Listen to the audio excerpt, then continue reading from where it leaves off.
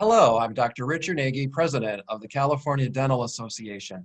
We have seen a number of encouraging developments over the last week as counties around California began to lift stay-at-home restrictions. In addition, the California Department of Public Health released new guidance last week, giving us the yellow light to begin our return to routine practice.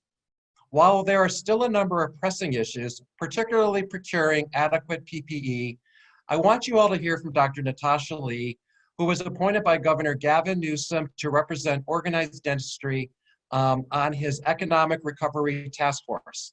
As you know, Dr. Lee is a former CDA president and is still deeply involved with volunteer leadership, running her own private practice in San Francisco and teaching at UOP. Dr. Lee, thank you for taking the time to speak directly with CDA member dentists. Thank you, Dr. Nagy. As Dr. Nagy mentioned, my name is Dr. Natasha Lee. And last month, Governor Gavin Newsom created the Business and Jobs Recovery Task Force to address economic issues related to the COVID-19 pandemic and appointed me to represent our profession. As dentists, many of us are small business people who are also a crucial part of the overall healthcare delivery system. I feel very fortunate that our profession has been given a position on the task force, and I take this role very seriously, considering there are estimates that up to 25% of dental practices may not survive through this pandemic shutdown. That is devastating for us on a professional and personal level, and it will be equally devastating for the public's oral health if left unaddressed.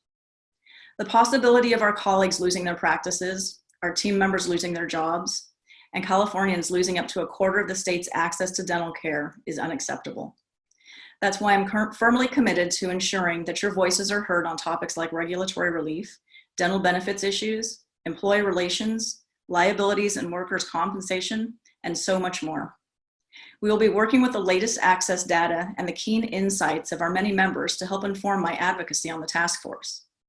Beyond the data and your input, I can bring the same personal perspective that all of you can. I've been in private practice for 20 years, and my staff and patients are like family to me. Those precious ties to our communities cannot be lost.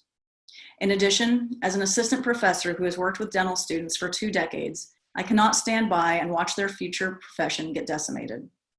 As the task force begins our work in earnest, I know that I'm committed to being a strong, clear voice for our profession, for our dental teams, and for our patients.